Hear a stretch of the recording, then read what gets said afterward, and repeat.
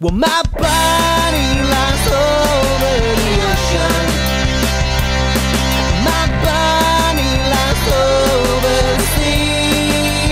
Ooh, my body lies over the ocean.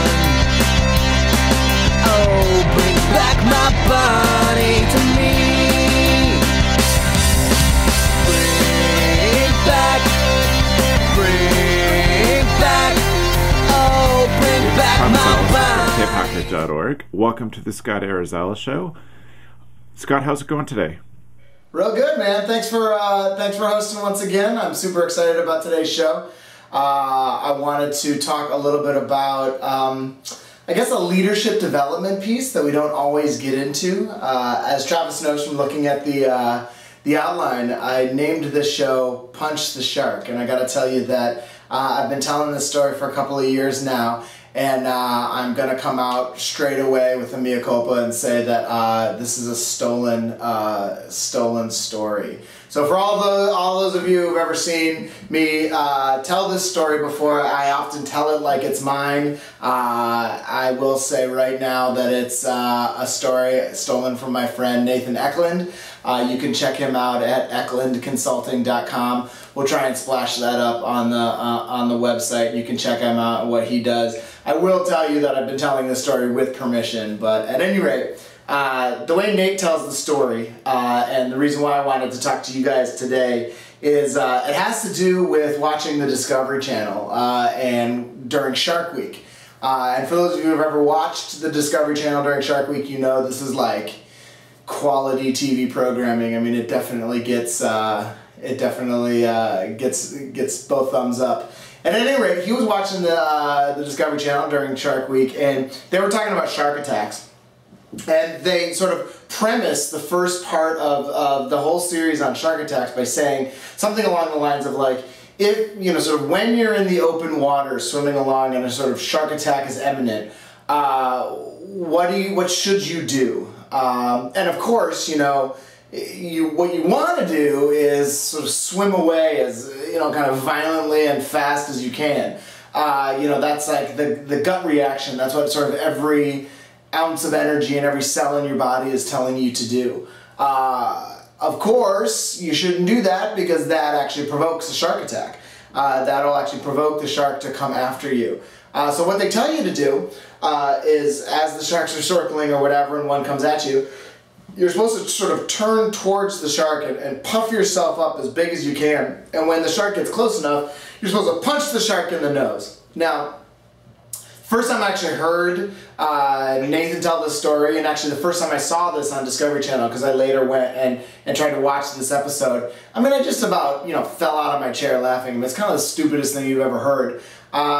And the way Nathan talks about it with the schools and other youth development programs that he works with, and then of course the way I have started talking about it with camps in particular and other youth development organizations, is really about leadership and using that as the analogy. Because frankly, that's what we always do as far as the things that we don't like to do or the things that make us feel awkward or the individuals that we have a hard time managing or so on and so forth. We tend to run away, we tend to swim away, and it doesn't necessarily help in our development. It certainly almost always does not help on the ground with the individual or the circumstance or situation. And so what I've tried to do in the past is use this analogy to talk about, well, how do we sort of swim towards something? How do we take what we're naturally or we are inherently scared of or we don't like or makes us feel awkward, and how do we swim towards that and deal with it? You know, the same can be said for our counselors on the ground, right? I mean, you know, we've all been in that situation where we've had a kid who's, you know, awkward or weird or doesn't, you know, somehow is almost socially inept. And they're hard to be around. I mean, let's call it for what it is. I mean, you know, I'm not saying that we should treat this kid differently.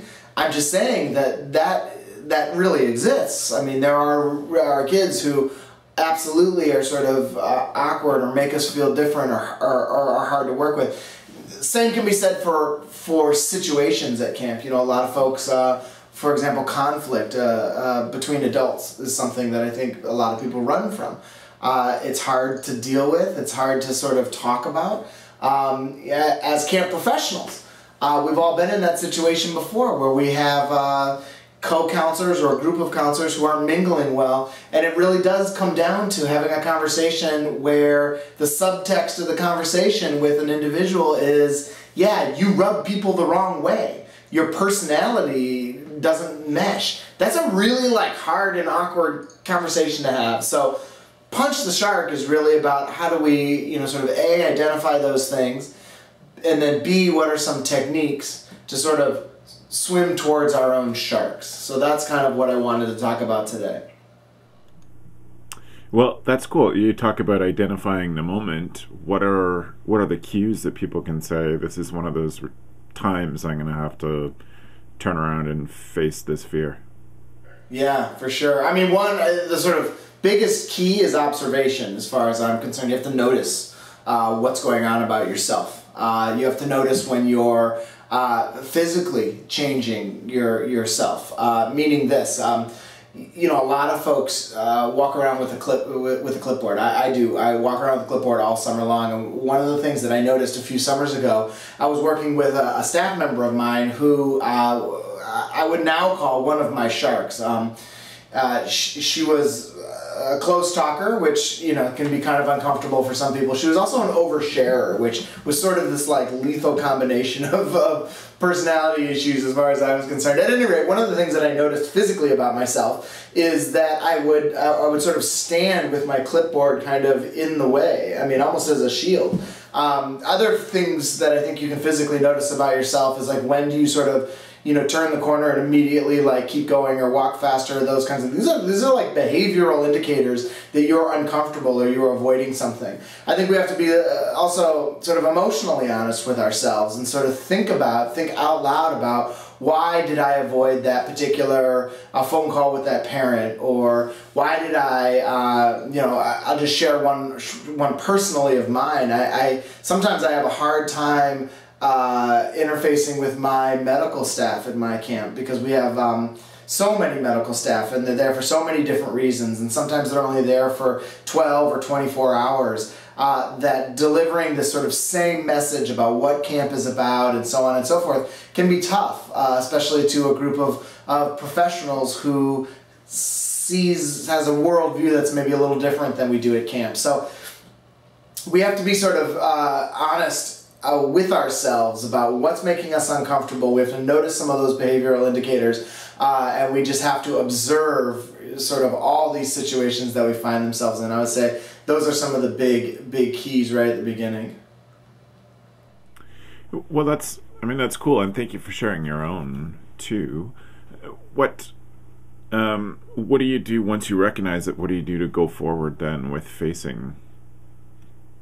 Sure. Yeah. I mean, after you see, that's the first key, right? You got to see it coming. If you don't see it coming, shark swims along and eats you. You don't even know. So, you walk around the corner, wham, you're in the middle of a situation, right? So after you sort of see it coming there, I think there are a few steps. One, I think you've got to have a plan. You've got to understand sort of what you want to get out of a certain situation.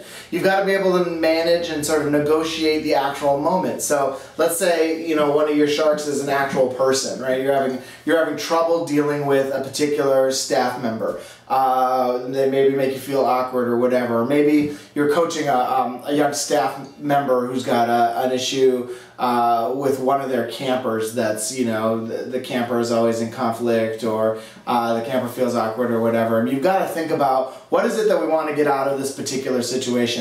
And the answers to those things aren't always that clear, right? So you have to really sort of think ahead. That's why it sort of starts with observing and being emotionally honest with yourself so that you can say, hey, when I get, if we're going to use, again, me as the example, we can say, look, I know I have some issues really in a clear and concise way delivering this message to my medical staff. So when I get there, what are my actual goals of this interaction? I want them to feel really good about being here. I want them to understand like the framework that we see everything in. I want them to understand about how they can support, the staff members and our culture at camp. I mean, those are like the goals that I have. And then you have to be prepared to sort of mediate the actual moment. Like you're in this conversation, you're having this interaction.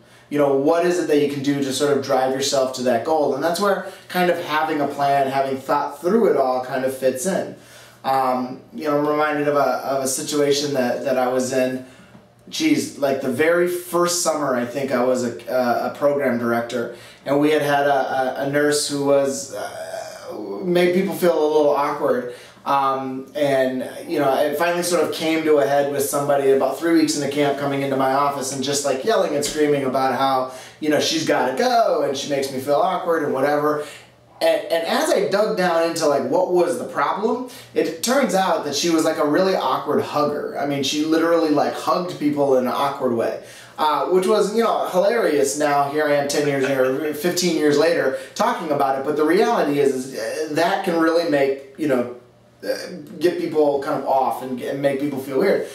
Well, as a young camp director, young program director, I made the sort of biggest mistake possible when it comes to this sort of stuff, which is I didn't take a half second to breathe. I didn't really think through it. I treated it like an emergency, and I flew out of the office to go handle it, and I didn't stop and think, well, what's my goal for the conversation? How am I going to negotiate this? How can I help this person change their behavior so to sort of affect, you know, the space around them? How can I deal with my own issues about this? You know, so on and so. I didn't think about any of those things until there I was standing with this woman, looking her square in the eye, and realizing just right then that I was going to have to say to somebody, you know, potentially like the most bizarre statement in the world at camp, which is, so people feel awkward when you hug them. I mean, that's, you know, it's like not a really, you know, it's kind of an awkward thing to say at camp. So at any rate, you know, I think those are some of the things that you can do to sort of negotiate or manage, like I was saying, you know, these sort of moments or interactions or people or whatever your sharks are. What in that moment with that nurse, Scott? What did you then say? Like, did it turn out well, or was it just awkward? Didn't turn out well. No, I said I pretty much like kind of did the pee-pee dance, you know, like you know, I did a lot of ums and ers and whatever, and then I just sort of blurted it out, and then I said something along the lines of, okay, so, you know, just don't hug anybody anymore. Do you have any questions? And I kind of ran away. And, you know, the reality is that, you know, that's the sort of follow-up that you need to have when punching a shark. You know, you really need to think through, well, what is it that you can do? What is it that this other person can do? What is it that the group of people can do differently because of this situation? Right? Now, sometimes, you know, let's say it's a counselor that you're, or a frontline staff member that you're sort of counseling, and it's an awkward camper. I mean, you know, we're not going to go to the camper and say, hey, man, be less awkward and, like, you know, pay attention to what other people are saying in conversations or, you know, whatever. I mean, of course, we're not delivering that explicit message. So sometimes it is about how can, you know, I, you know, sort of deal with my own sort of uncomfortable space. And then other times it's about, you know, if it's that particular camper I was just using as an example, maybe it's about how do we role model better social interactions? How do we help this kid learn how to sit down in a group of kids and say, hey, my name is Scott, you know, what's your name? And do the give and take of a conversation, so on and so forth. So with the nurse, it didn't go so well. And I think one of the things I learned from that is being really clear, having some suggestions as well as asking some really pointed questions about what are maybe some things that you can do differently, as well as then a follow-up and a supportive space to really say, how can I help you and be a resource to you to change this? You know, one of the things I think about, like, individuals that we want to talk to about feeling awkward or feeling different or creating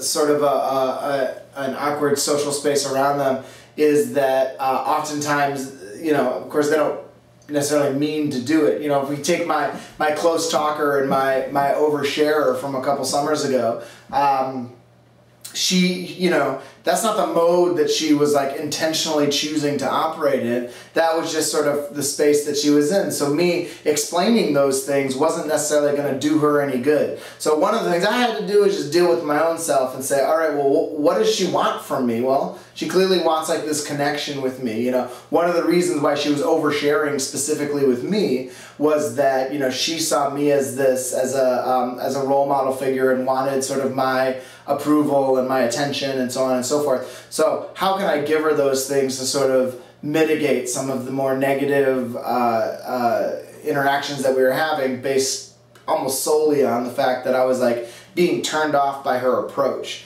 So a lot of it is dealing with your own self, and then some of it is then helping folks change their behavior, specifically is to deal with the perception of what's going on. You know, one of the things that I ended up having a conversation with that nurse is to say, you know, she was brand new to camp. She came to a camp that everybody knew each other, everybody grew up with each other. We all were best friends and brothers and sisters and so on and so forth. Well, she was new to that environment, so what did she see all the time? She just saw everybody being really physical with each other and hugging a lot. So she adopted that. So one of the things that I said, you know, in sort of having a conversation with her is that, you know, so if the perception is, and, you know, people have complained about feeling awkward when you hug them, how could you do that differently, and what could you do instead?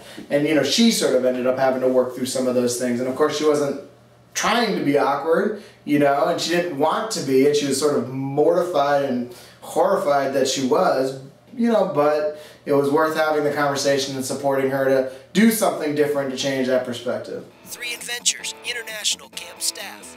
3 things you should know about 3 Adventures. 1. Our owners are all former camp directors. 2.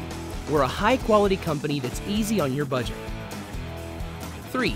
Background checks. Our international camp staff come from all over the world, and every one of them has had a background check. No exceptions, no excuses. 3adventures.com, the site to get great camps connected with great staff. And that makes me think, Scott, about one of the things we taped in a previous show where you talked about giving praise. And a lot of these things, like I think these shark moments, you have to be so observant that you get ahead of these so that you have less and less shark moments as a director. I mean that's totally it, right? And, you know, you're helping to change not only the behavior around you, the behavior of others, but your own as far as your sort of emotional reaction to some of these things. You know, I love that phrase, although it's so hard to actually accept in real life, but I love the idea of you know, you can't really change anything that happens to you. You can just like change how you react to that, how you feel about that. You know, so often we get ourselves in this space of like, this is happening to me and this is unfair and, you know, so on and so forth, which, you know, may be true, and the only thing you can really control is how you're going to react to that. You know, so absolutely, yes, praising the behavior that you see that's positive help sort of minimize these shark moments. And then also I think, though, Travis, is you got to be open enough to understand that what's sort of bugging you today and maybe a shark today might not be tomorrow, but tomorrow it might be something else, right? It might be something else that comes up around the corner that you weren't expecting. And that's where we go all the way back to the beginning of, well, we just got to be really observant, and we've got to understand sort of our own mode, and we've got to also understand how we handle and deal with some of these things. You know, do you go quiet? Do you need to find some space? Do you just sort of rush through your day? You know, is that your sort of coping strategy to sort of pick up the pace and you know, keep pushing through? I mean, you know, that's a really familiar space, I think, for a lot of camp directors to be in. So that's cool. That's great. Thank you very much, Scott. Do you have any closing thoughts that you want to leave everybody with on this topic?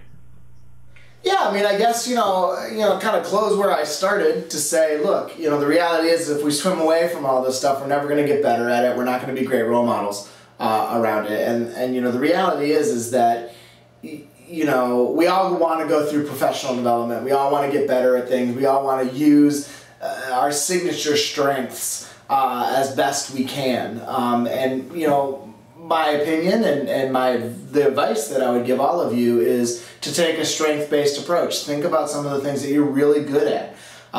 Whether you're really organized or a really great communicator or you're a really patient person or whatever it is, and use those strengths to deal with some of these sharks that you have and to deal with some of these more challenging and intense moments that we can have as leaders.